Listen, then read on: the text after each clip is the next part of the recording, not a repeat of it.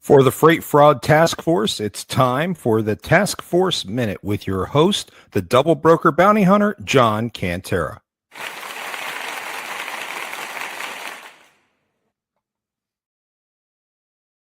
Folks, we get all kinds of tips from all over the industry about different scams that are going on.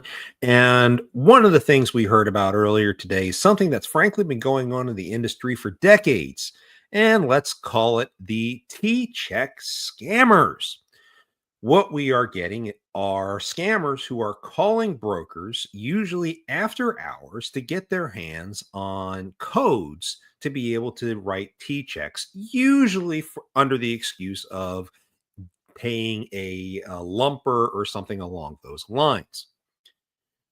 Folks, here's one solid tip for being able to stop a lot of that, and that is don't post a load number.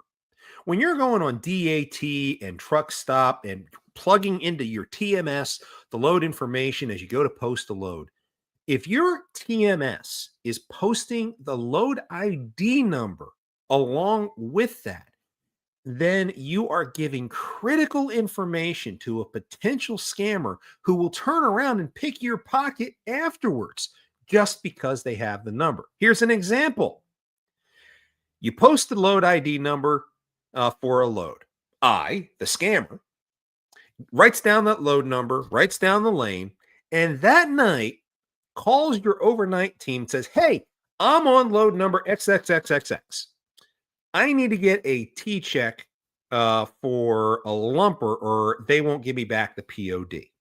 Well, an inexperienced person on the night shift will sit there and say, okay, well, here's your T-check number for this amount. Have a good night. Thank you very much. Have a nice day. And boom, $400 is missing from your account.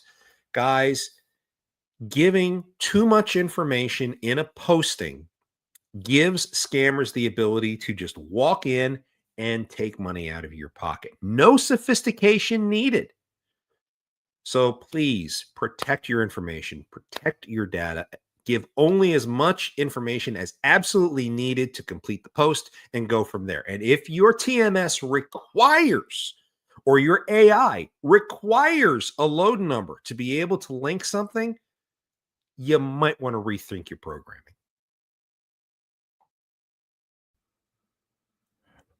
For the Freight Fraud Task Force, this has been another Task Force Minute.